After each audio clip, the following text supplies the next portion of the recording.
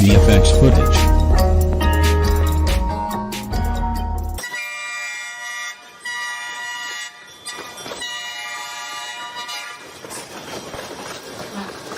புகை வண்டிங்கிறது நம்மளோட பயணத்தை இனிமையா எளிமையா மாத்துறதுக்கான ஒரு போக்குவரத்து சாதனம்.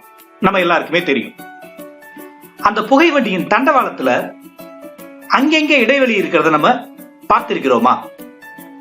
எதுக்காக அந்த இடைவெளி, ஏன், அதை கொஞ்சம் தெரிஞ்சுக்கலாமா?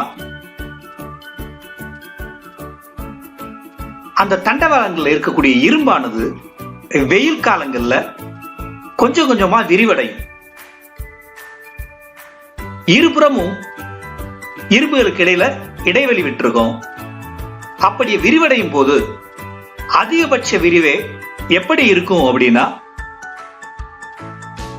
இப்ப நம்ம இங்க பாக்குற மாதிரி இடைவெளி இல்லாம ஒட்டி கொள்ளக்கூடிய அளவுதான் அந்த இடைவெளியானது இருக்கும்.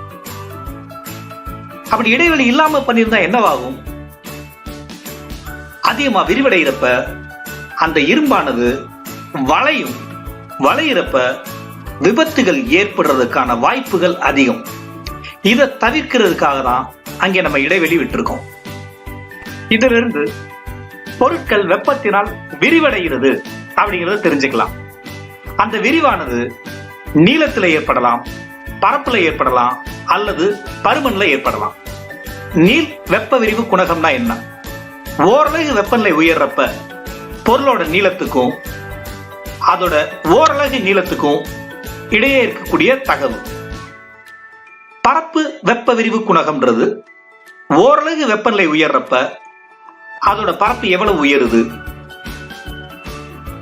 அதன் ஓரளவு பரப்பு என்ன, இது ரெண்டுக்கு இடையில இருக்க தகவு.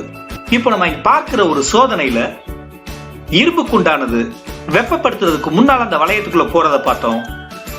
வெப்பப்படுத்தியதுக்கு அப்புறம் அந்த வளையத்துல அது போகல. என்ன தெரிஞ்சுக்கலாம்? அதோட பருமன் அதிகரிக்குதுன்னு தெரிஞ்சுக்கலாம். இத நம்ம பரும வெப்ப விரிவு அப்படின்னு சொல்லலாம். பரும வெப்ப விரிவு குணகம் அப்படிங்கிறது ஓரளவு வெப்பநிலை உயர்றப்ப அதோட பருமன் எவ்வளவு உயருது, அதன் ஓரளவு பருமன் என்ன, இது ரெண்டுக்கு இடையே இருக்க தகவு பரும வெப்ப விரிவு குணகம் அப்படின்னு சொல்றோம். வெப்பத்தினால் பொருட்கள் விரிவடையும். இந்த பண்புகளை